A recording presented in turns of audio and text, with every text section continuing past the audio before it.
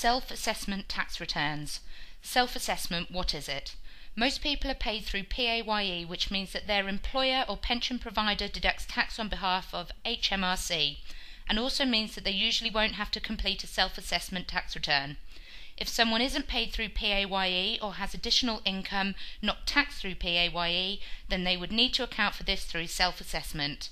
Self-assessment is a system people use to report their income and capital gains to HMRC, or to claim tax allowances against their tax bill by completing a tax return either online or in paper form. HMRC then uses the information supplied to calculate the tax bill. The reason it is called self-assessment is not because you decide how much tax to pay, but because you are responsible for making sure you provide the correct information. How does self-assessment affect me? Self-assessment applies to everyone who has sent a tax return. Examples are as follows: self-employed people, including business partners, company directors, other people with more complicated tax affairs, including people who pay higher rate tax, pensioners with more complex tax affairs, people who received rent or other income from land and property in the UK, trustees and personal representatives, trustees of approved self-administered pension schemes, and non-resident company landlords. Why should records be kept, and what records should I keep? If you're asked to complete a tax return and are not running a business, you will normally have to keep your records for at least 22 months from the end of the tax year to which they relate. You should keep any documents relating to income received through employment, for example, Part 1A of any P45s you have received, your P60, details of taxable expenses and non-cash benefits, pay slips and pay statements, certificates for any tax award schemes, and information relating to redundancy or termination pay.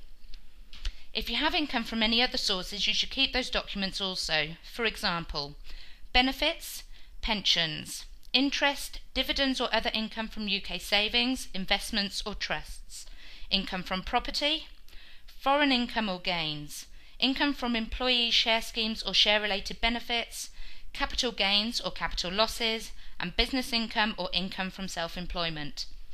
Tax return and payment deadlines. Shortly after the start of the new tax year, the 6th of April, HMRC sends a tax return or notice to complete a tax return for the previous tax year to everyone who normally completes one. These are some key dates to remember. 31st of January. This is the formal deadline for returning any tax return received before the 31st of October. There is an automatic penalty of £100 if missed. This is also the deadline for paying the balance of any tax you owe if you were sent a tax return by the previous 31st of October. After this, you will be charged interest daily. You must also make your first payment on account for the current tax year by this date. 28th of February. If you don't pay the balancing payment by the 31st of January, you'll be charged an automatic 5% surcharge on top of the amount still owing, in addition to any interest payments. And the 31st of July, this is the deadline for making a second payment on account for tax owing for the preceding tax year.